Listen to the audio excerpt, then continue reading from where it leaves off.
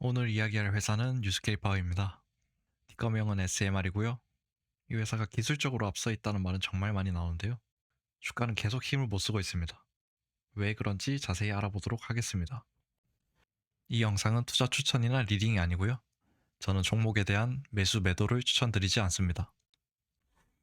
뉴스케이파워는 소형 모듈 원자로 기술을 상용화하려는 미국의 기업입니다. SMR을 얘기하면 항상 나오는 게 NRC 승인인데요. NRC 승인에 대해 먼저 알아보겠습니다. NRC란 뭐냐? NRC란 미국에서 원자력 발전소의 원자로의 설계, 운영, 해체까지 전 과정의 안전과 규제를 담당하는 연방기관입니다. SMR에 대한 NRC 인허가는 크게 세 가지로 나눠볼 수 있는데요. 첫 번째는 표준 설계 인증입니다. 두 번째는 부지 통합 허가, 세 번째는 건설 운영 허가가 있습니다.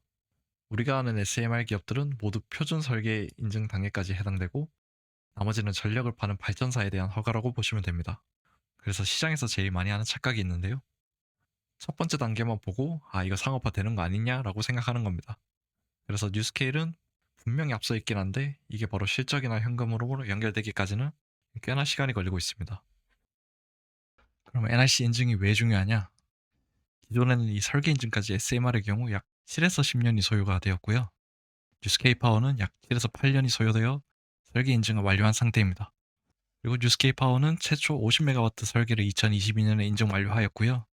그리고 추가로 77메가와트 업그레이드 버전도 승인을 받았습니다. 그럼 NRC 인증 관련해서 트럼프 정부의 이제 정책 변화가 있었는지 그 부분에 대해서 보겠습니다. 트럼프 정부는 원자력 규제 완화를 위해서 이 설계 인증 절차를 약 2에서 4년이 소요될 것으로 정책 목표치로 제시하고 그만큼 걸릴 걸로 예상하고 있습니다. 근데 실제로는 아직 사례가 없기 때문에 이게 얼마나 걸릴지는 알 수 없습니다. 그리고 처음부터 끝까지 새로 설계하는 것이 아닌 기존 인증 설계 기반에서 이제 개량형을 사용하도록 하고 있고요. 그리고 설계 인증 완료 이후 이 건설 허가 승인까지 18개월이 걸릴 것을 목표로 하고 있습니다. 그 기존에는 이런 모든 인증 절차가 약 20년이 소요되었습니다. 네, SMR 경쟁사들의 인허가 상황인데요. 우선 아시다시피 뉴스케일 파워의 경우 설계 인증을 모두 완료받은 상태입니다. 그리고 이제 엑스에너지, 테라파워, 홀텍, 그리고 GE, 롤스로이스, 오클로, 나노 뉴클리어 에너지, 테레스트리얼 에너지, 저희가 아는 회사들이 많은데요. 대부분 이제 사전 협의 또는 접수 단계입니다. 그리고 일부 기업들은 이제 초기 단계에서 검토가 진행되고 있고요. 검토를 받았는데 반려가 된 기업도 있다고 보시면 됩니다. 여기 사진에서 이제 콜 신청 준비라는 말이 있는데요. 이 말에서 이제 오해가 발생할 수 있는데 건설 허가인 콜 승인까지는 전체 과정에서 이제 리스크가 없는지 이 설계사 단계에서 그냥 검토를 받는 거라고 보시면 되고요. 이제 결론적으로 NRC 인증을 모두 마친 회사는 뉴스케일 파워밖에 없고 나머지 회사는 모두 이제 초기 단계라고 보시면 됩니다. NRC 인증이 왜 이렇게 오래 걸리냐? 우선은 안전이 최우선이기 때문입니다. 굉장히 보수적으로 해석하고 있고요. 그리고 새로운 기술에 대한 리스크에 대한 공포로 기존 규정에 맞지 않으면 전부 제작성하도록 하고 있고요. 정치적인 리스크도 있고 환경 단체 등에 대한 소송 리스크도 있습니다. 시장에서 SMR을 왜 이렇게 회의적으로 보고 있냐? 기술 문제가 아니고요. 규제가 병목이고 지역사회 반발로 굉장히 시간이 오래 걸립니다. 그래서 SMR이 아무리 좋아도 이런 규제 허가 이런 문제들이 20년 정도가 걸린다면 투자가 불가능합니다. 그래서 NRC 인증도 중요하지만 그 인증을 받은 이후 이런 규제나 지역사회 반발 문제가 사실은 더 중요하다고 볼 수 있습니다.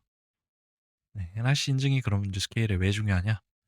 경쟁사 대비 약 5년에서 10년 시간 절약이 가능하고요. 상용화를 위해서 정부나 민간 기업과 지금 당장 협상 테이블 진입이 가능합니다. 그래서 따라서 뉴스케일 파워는 SML이란 경주에서 출발선에 설 수 있는 유일한 선수고요. 밑에 보시는 사진은 77메가와트 소형 모듈 원자로 사진입니다. 네, 다음은 뉴스케일 파워의 사업 구조입니다. 매출 형태는 이렇게 세 가지로 구분할 수 있고요. 아직 그렇게 중요한 내용은 없습니다. 지금은 기술 엔지니어링 서비스 매출이 가장 핵심적인 매출이고요. 설계, 엔지니어링, 라이선스 지원, 프로젝트 관리 같은 기술 서비스를 제공하고요. 주로 공공 유틸리티가 주요 고객이고 회계적으로는 진행률 기준을 적용해서 이제 수익을 인식합니다.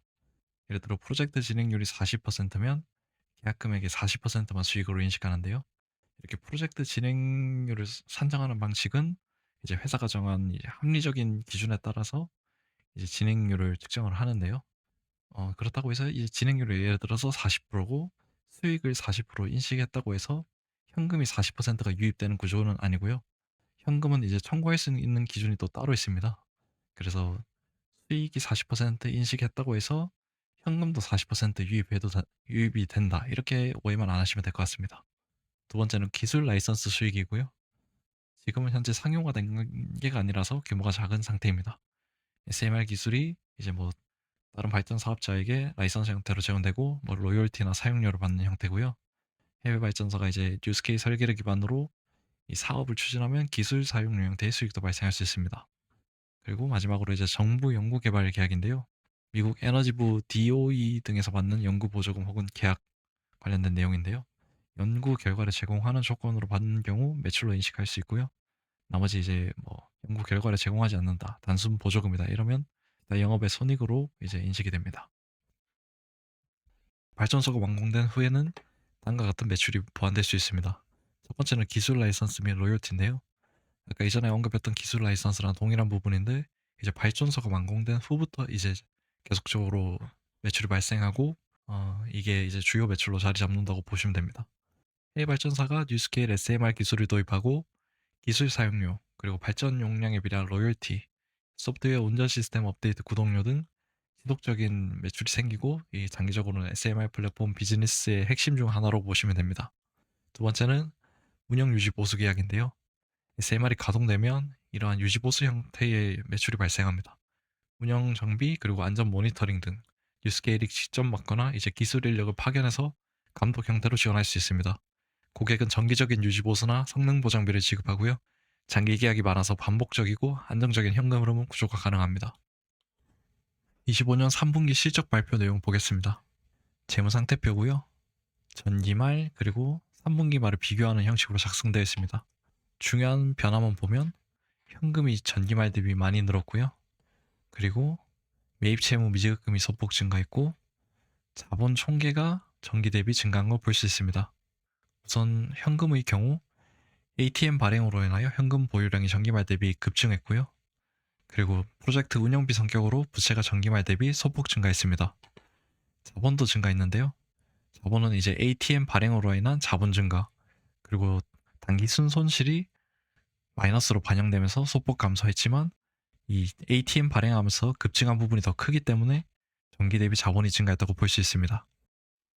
네, 다음은 손익계산서 비교입니다. 전 동기 그리고 당 3분기 비교 형식으로 작성되어 있고요. 우선 매출부터 보면 규모는 작지만 2배가 증가했습니다. 그리고 연구개발비가 소폭 감소했고요. 그리고 판매 관리비가 굉장히 크게 증가했습니다. 이거에 대한 디테일한 내용은 다음 장에서 보시고요. 따라서 영업 손실이 전 동기 대비 크게 증가했고요. 이제 기타 손익이 없어서 이게 그대로 단기 순손실이 됐다고 보시면 됩니다. 손익계산서에서 봤던 증감에 대해 세부 내용을 한번 보겠습니다. 첫 번째는 매출입니다.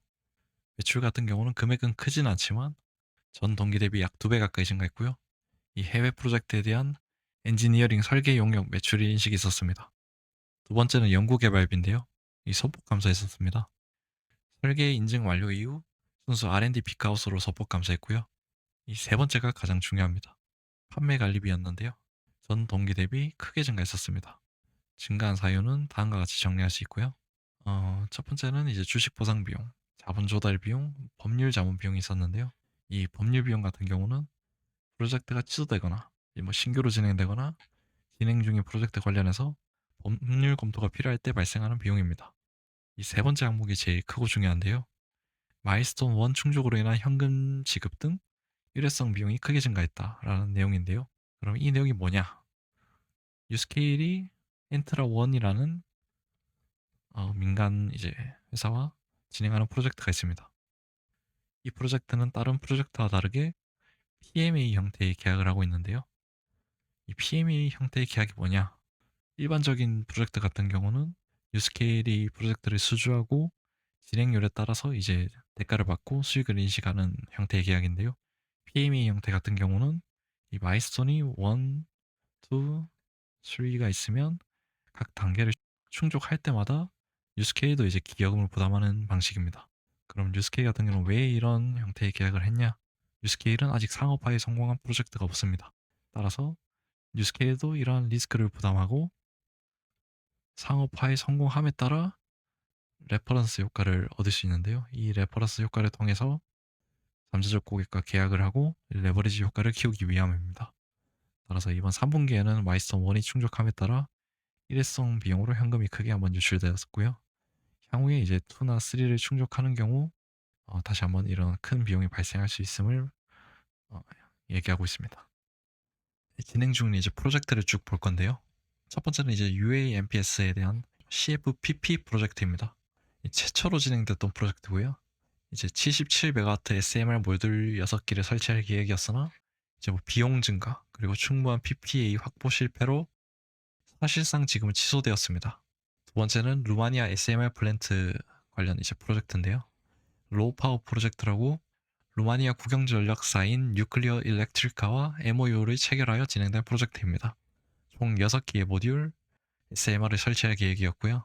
2029년 첫 모듈 가동이 목표고 미국의 DOE 그리고 EU의 지원을 받는 프로젝트입니다. 피드 단계에서는 진행이 이미 완료되었고요. 이제 FID라고 해서 최종 투자 결정을 대기하고 있습니다. 다음은 TVA 프로젝트입니다. 테네시주 최초의 SMR 실증 사고 프로젝트고요. 아직 확정된 모듈 수는 없습니다. MOU, 부지평가, NRC 사전 협의까지는 완료했고요. 기본 설계 단계인 피드는 진행 중입니다. 그리고 아까 말씀드렸던 엔터라1 프로젝트인데요. 미국 내 민간 주도 SMR 상업 프로젝트입니다. 엔트라1 에너지와 PMA 형태로 계약을 했고요. 뉴스케일이 설계, 그리고 프로젝트 관리, 규제 대응, 초기 사업화 지원을 담당하고 있습니다. 아까 말씀드렸던 PMA 형태의 계약으로요. 뉴스케일이 초기 사업화 단계에서 비용을 먼저 부담하고 이 프로젝트가 커졌을 때 다른 형태로 이제 회수하는 구조인데요. 마일스톤이 아까 말씀드렸듯이 1, 2, 3가 각각 충족할 경우 뉴스케일이 컨트리뷰션 이제 기여금을 지급하고 있습니다. 프로젝트가 진행될수록 선투자 부담이 증가하다 보니 뉴스케일 입장에서는 가장 리스크가 큽니다. 그래서 이 프로젝트는요, 뉴스케일이 가장 많이 부담하고 가장 늦게 보상받는 구조입니다.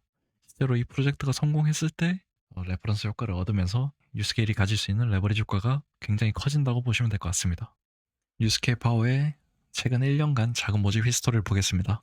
첫 번째 자금 유입을 보면요, 2024년에 ATM을 발행함으로써 135백만 달러, 그리고 기존에 이제 상장 등을 하면서 발행했던 워런트 행사가액 200만 달러가 유입되었습니다. 25년에는 ATM을 발행함으로써 460백만 달러를 모집하였고요.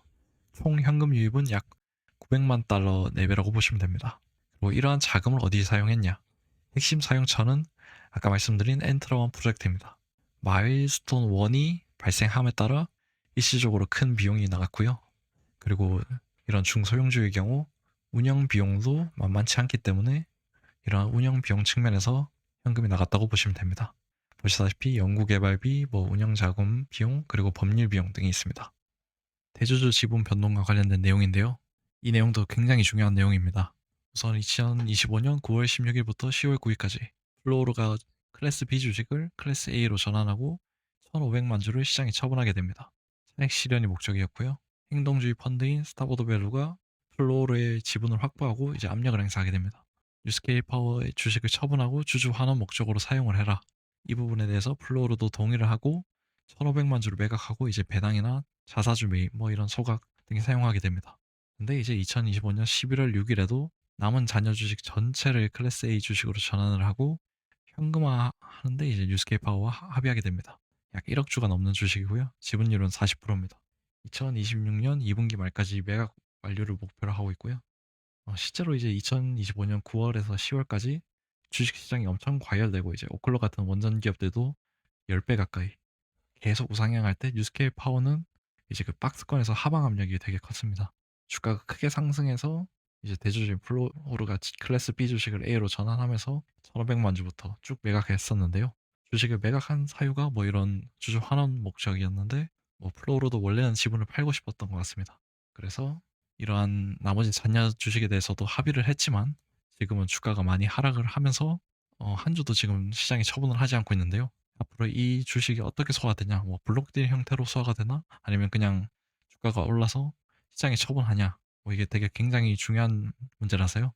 투자를 하실 때는 꼭 참고하셔서 투자를 하셨으면 좋겠습니다. 뉴스케일 파워의 주가 변동에 대한 이슈를 체크해 볼 예정인데요. 이렇게 뭐 크게 하락하거나 크게 상승했을 때, 그리고 박스권을 하고 있을 때 어떤 이슈들이 있었는지 차례대로 살펴볼 예정입니다. 네, 시기별로 구분해서 한번 보겠습니다. 25년 1월에서 2월 초는 24년 말 워런트 행사, 그리고 기존 기대감으로 상승했던 재료가 소멸했고요. 그에 따른 이제 차익 실현이 발생했습니다. 그리고 확정 프로젝트 없이 SMR 테마만 남은 상태였고요. 그래서 이제 좀 하방 압력을 받아서 쭉 하락했었습니다. 그리고 25년 4월에는 아시다시피 트럼프 관세 정책으로 인해서 증시 전체가 크게 조정을 받았었고요. 이 4월 이후 SMR 정책에 대한 기대 재점화, 그리고 미국, 유럽 원전에 대한 재평가, 그리고 뉴스케이 파워 같은 경우 NRC DC 보유 기업으로 스토리가 재부각됐습니다. 그리고 25년 7월에서 9월에는요, 추가로 한 번 더 상승을 했는데, 이제 뉴스케이 파워가 어떤 프로젝트를 하고 있냐, 엔트라원, 그리고 TVA, 그리고 루마니아 등 여러 프로젝트가 진행되고 있다는 걸 시장에서 인식했고요. 이러한 MOU 상태에서 계약이 실제로 확정되는 계약으로 발표를 기다리고 있었습니다. 그에 대한 기대감으로 한 번 더 크게 상승할 수 있었습니다. 현재 시점에서의 리스크와 모멘텀을 보겠습니다. 어떤 리스크들이 있나? 대주주인 플로우르가 이 잔여 지분에 대한 거래가 현재 완료되지 않았습니다. 26년 2분기 말까지로 예정이 되어 있는데요. 현재 주가가 하락해서 그런지 한 주도 매도를 하지 않았습니다. 그에 따른 불확실성이 매우 크고, 이 부분에 대해서 블록딜을 하고 있다, 이러한 찌라시는 도는데요. 아직 뭐 확정된 내용은 없고, 앞으로 이 부분이 어떻게 해소될 거냐, 이게 되게 중요합니다. 그리고 향후의 운영 비용 또는 엔터라원 프로젝트에 대한 마일스톤 2, 3를 위해 ATM이 추가로 발생할 수 있고요. 그리고 확정 계약 없이 프로젝트가 취소되거나 연기될 리스크가 있습니다. 그리고 뉴스케일 파워 같은 경우는 3.5세대라고 하죠.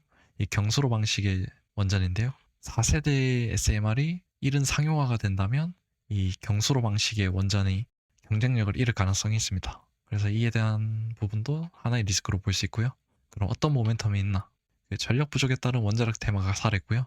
이 수급이 빠졌다 들어왔다 빠졌다 들어왔다 하는데 여전히 강한 섹터입니다. 그리고 진행 중인 프로젝트에 대한 확정 계약 등이 발표될 수 있고요. 뭐 실제로 TVA주라든지 뭐 엔트라원이라든지 이런 부분에 대해서 다음 스텝으로 가거나, TVA 같은 경우는 거기 테네시주의 이사회에 대한 공석이 있었는데 거기 이사회가 다 충원이 됐다고 하더라고요. 그래서 그런 이사회에서 과반수 이상 등의 동의를 받아 이 확정 계약을 발표할 수 있는데, 현재까지는 그 공석 이슈로 이제 확정 계약을 발표하지 못했거든요. 그래서 그 공석이 다 채워짐에 따라 빠른 시일 내에 이제 확정 계약 등이 발표될 수 있습니다. 그리고 SMR에 대한 선두주자로서 예를 들어서 오클로가 메타와 계약했듯이 신규 계약 등이 발표될 수 있습니다. 뭐 이런 경우 주가가 엄청 많이 올라가겠죠. 네, 여기까지는 사실과 구조를 중심으로 정리한 내용이고요. 그리고 추후에 원전 섹터에 대한 다른 기업들도 업로드 해보도록 할 거고요. 구독과 좋아요 부탁드립니다. 감사합니다.